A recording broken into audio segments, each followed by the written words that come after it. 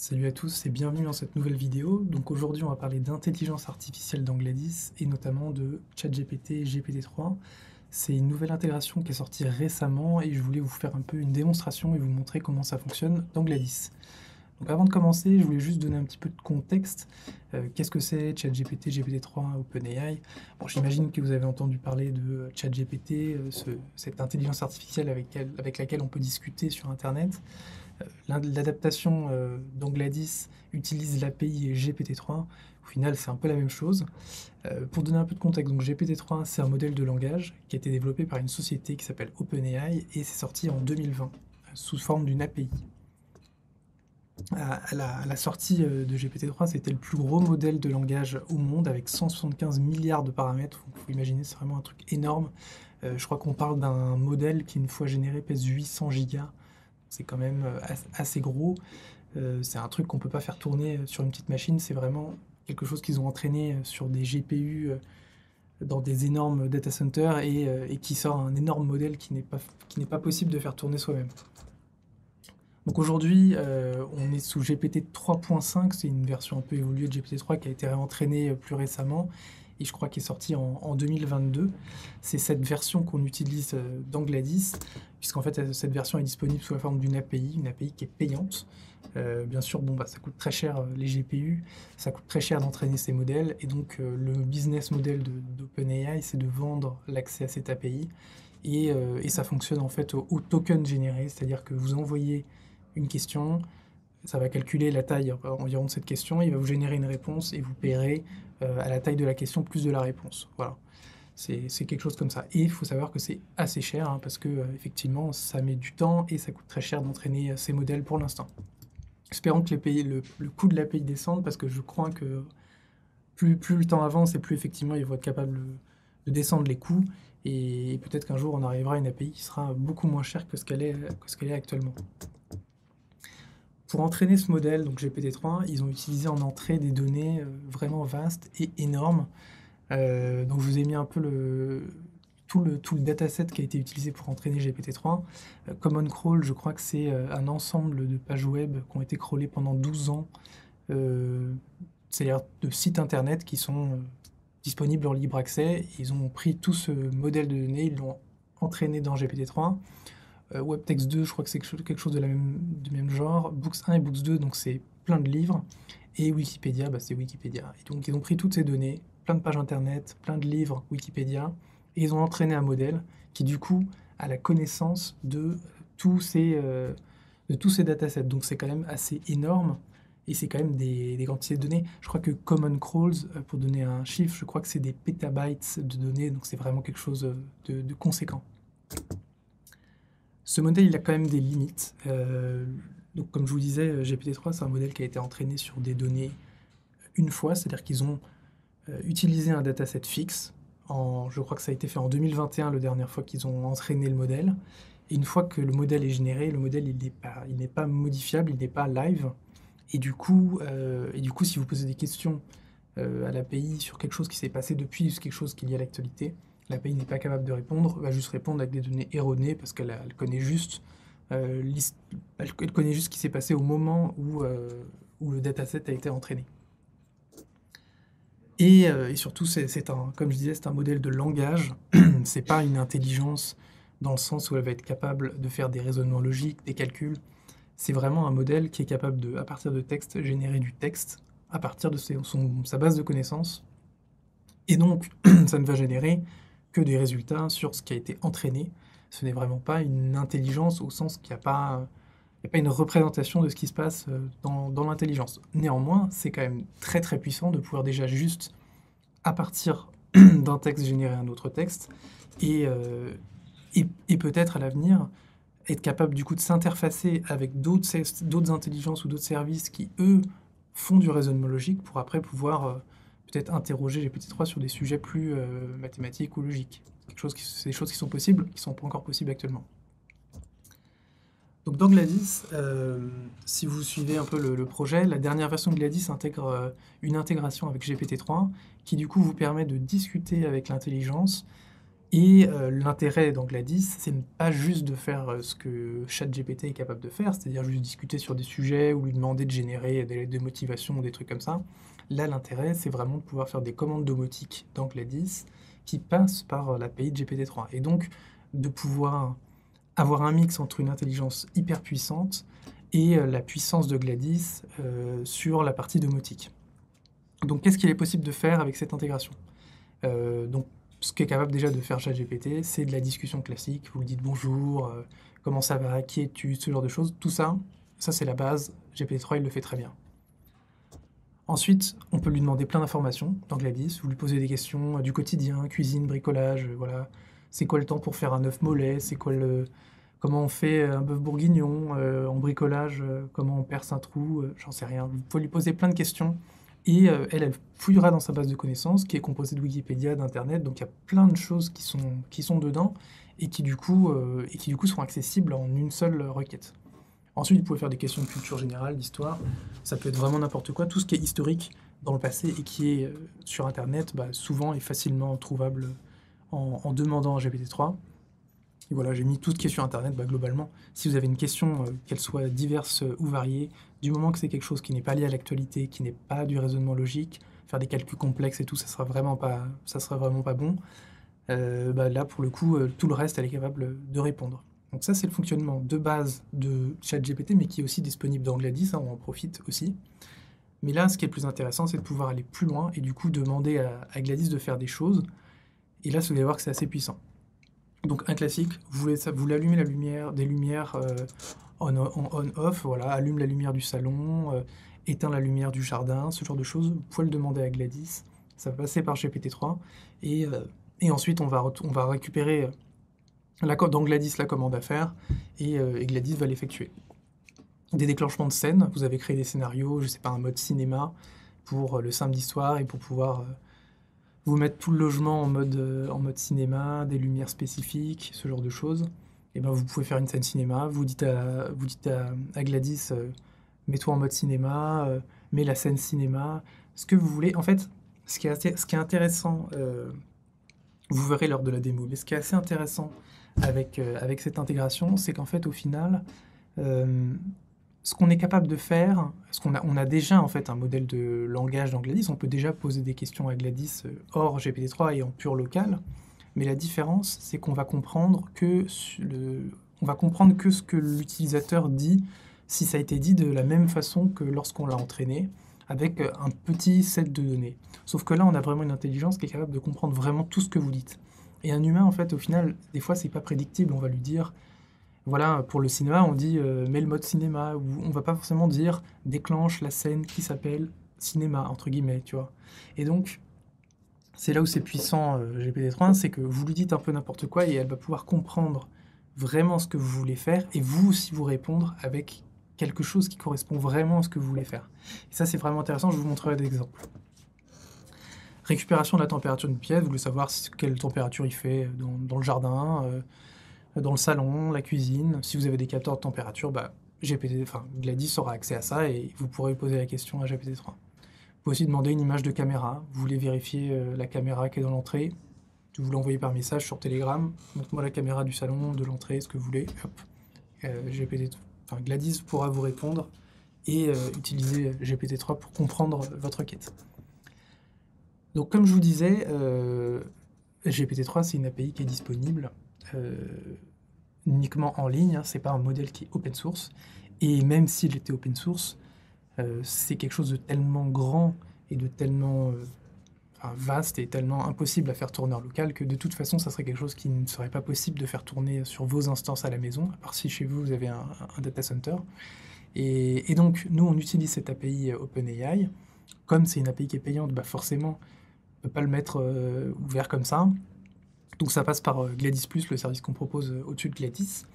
Et donc en fait, quand vous, en local, vous demandez, soit sur Telegram, soit sur le chat de l'instance, vous dites par exemple « lance la scène cinéma », on va recevoir le message sur l'instance locale, juste le message, on envoie ça à Gladys+, qu'envoie ça à OpenAI, et ensuite on récupère la réponse, Gladys+ envoie la réponse à l'instance locale, la réponse elle va ressembler à ça, c'est-à-dire qu'il y aura la classification de ce que la commande veut faire, la scène, par exemple, à déclencher. Là, on parle d'une action qui est un démarrage d'une scène. Et ensuite, on récupère la réponse à répondre à l'utilisateur. Et ça, c'est ça qui est hyper important, c'est que la réponse, contrairement à quand nous, on avait essayé, enfin, Gladys, comme je vous disais, est capable on est capable déjà de discuter avec Gladys, c'est pas quelque chose de nouveau, on sait le faire depuis longtemps. Le problème, c'est que le modèle qu'on avait, il était vraiment très basique, c'est vraiment du question-réponse et question générique, réponse générique. Et bon, et bien là, du coup, comme c'est vraiment un modèle de langage qui comprend tout le langage, que ce soit dans plein de langues différentes, eh bien, il est capable de répondre vraiment de manière ciblée. Et là, par exemple, si je lui dis lance la scène cinéma, il va pouvoir vous répondre bon film, ce qui n'a rien à voir avec l'action lance la scène cinéma. Il comprend juste que vous allez voir un film et du coup, il vous dit bon film, par exemple. Ça, c'est un exemple, mais il y a vraiment. GPT-3 ne répond à une seule même question, il peut répondre de plein de façons différentes. Donc, à vous de découvrir un peu ce que va vous répondre, GPT-3. Voilà.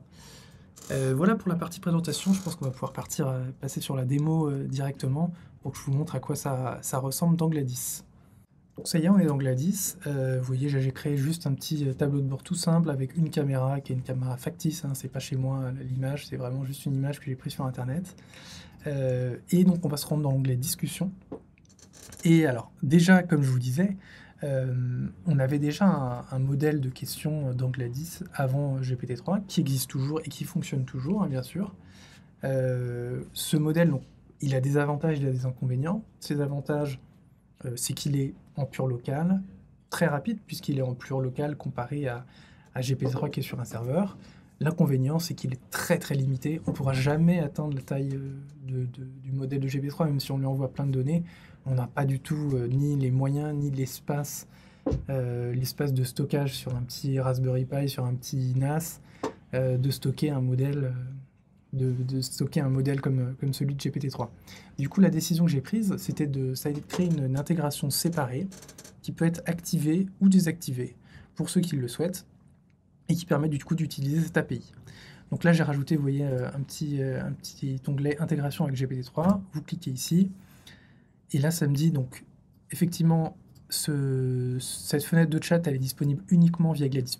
Si vous n'avez pas Gladys+, vous pouvez cliquer ici pour voir un peu comment s'inscrire. C'est un bon moyen de soutenir le projet, donc si jamais n'hésitez pas à tester GPT-3 en souscrivant à Gladys+.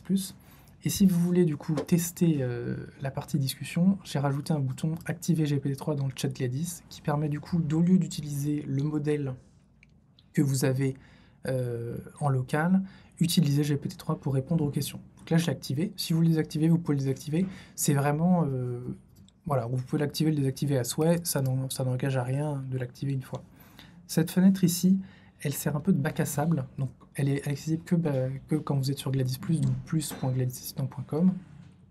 Et en fait, si vous voulez tester des commandes, mais sans qu'il se passe vraiment quelque chose, vous pouvez taper là-dedans et vous verrez que Gladys vous répond avec ses connaissances, mais il ne se passera rien. Si vous voulez qu'il se passe quelque chose, vous allez dans l'onglet discussion. Donc là, j'avais bien activé GPT-3. Vous allez dans l'onglet discussion et là, tout ce que je vais envoyer va être envoyé à GPT-3. Donc on va faire une petite démonstration si vous voulez. Donc là, par exemple, on va lui dire « Montre-moi la caméra du salon ». Donc vous allez voir que ça va vous répondre hop, avec la caméra du salon. Vraiment tout simple. Ce qui s'est passé, c'est que la requête elle est partie à GPT-3, il a analysé ce que j'ai voulu dire, il a extrait les informations qu'il fallait, et moi après en local, Gladys récupère l'image de la caméra et l'envoie ici dans le chat. Donc ça c'est un exemple tout simple. Sachant que là je vous fais la démonstration sur l'interface de Gladys, mais bien sûr le plus intéressant c'est de le faire dans Telegram, sur votre téléphone, comme ça à tout moment vous êtes chez vous, vous êtes à distance, où vous voulez, vous envoyez un petit message, vous pouvez le dire en vocal même si vous voulez, et hop, ça vous répond avec la caméra du salon, comme par exemple ici. On peut faire un autre exemple. Par exemple, on peut lui demander allume la lumière du salon.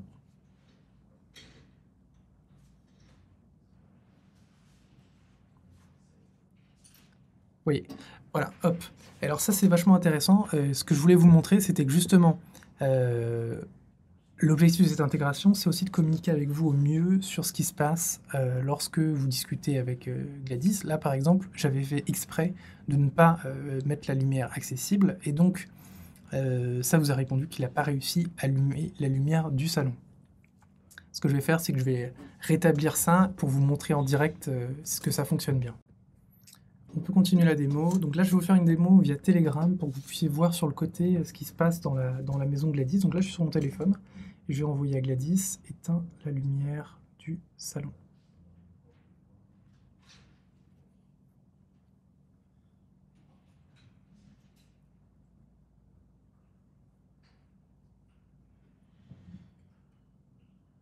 Hop. Donc là, vous voulez voir, la lumière du salon a bien été éteinte. Et on l'a vu, ça s'est éteint en direct. On va pouvoir lui redemander rallume la lumière du salon. Vous voyez, là, ça c'est un bon exemple. J'utilise un mot de vocabulaire qui n'est pas le même mot que ce qu'on attend globalement. Et là, je pense que du coup, GPT-3 est clairement capable de comprendre ce qui se passe. Je peux même rajouter du contexte. Je peux dire rallume la lumière du salon. Il fait tout noir. Et là, vous voyez, c'est quelque chose d'un peu plus complexe. Et donc, un modèle classique qui est mal entraîné, il a un peu du mal. Hop, ben voilà, ça s'est bien passé. Alors, c'est assez marrant. Là, les deux réponses que vous voyez, normalement, il y a toujours deux réponses, parce qu'il y a une première réponse qui dit « je vais essayer de le faire », et ensuite, une réponse qui dit « c'est bon, je l'ai fait ». Et là, c'est marrant parce que les deux réponses ont été exactement les mêmes. Mais par exemple, dans le premier cas, on a vu que c'était bien deux réponses différentes, et donc c'est plus facile à comprendre. C'est assez sympa. On peut continuer avec toujours les images de caméra. On peut dire « caméra du salon, STP ». On peut lui parler vraiment n'importe comment, hein. Si vous testez, c'est assez marrant. Là, je suis dans Telegram, donc c'est sympa. On peut aussi voir les images de caméra dans Telegram. Hop, voilà, l'image de mon salon, je le vois dans Telegram. Qu'est-ce qu'on peut faire d'autre, du coup? Alors, je peux lui demander, par exemple, la température du salon, et vous allez voir qu'il va me répondre qu'il n'y a pas eu de température mesurée dans les 12 dernières heures. On va mettre « donne-moi la température du salon ». Il n'y a pas eu de température qui a été mesurée dans les 12 dernières heures, donc ça va me le dire. Mais justement, je veux le voir me le dire.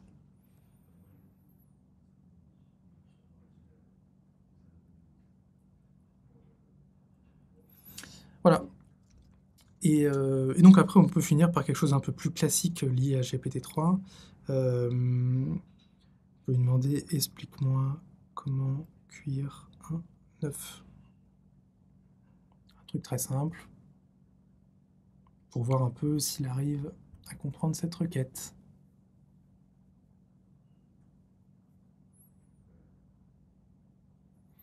Pour cuire un œuf à la coque, il suffit de le plonger dans une casserole d'eau frémissante et laisser muter pendant 7 minutes, ensuite égouttez l'eau et régalez-vous. Merci, je teste tout de suite.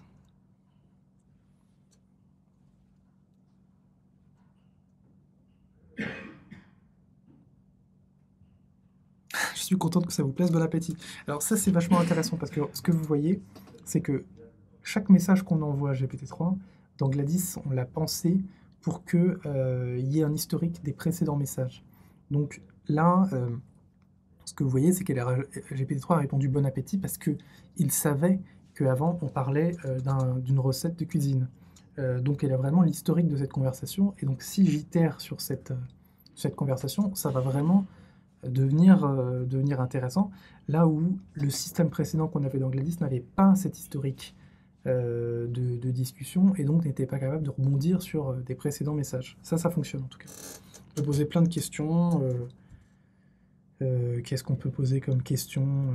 Moi, je mets toujours la classique qui est Jules Verne, par exemple, pour voir un peu des questions un peu plus de culture générale.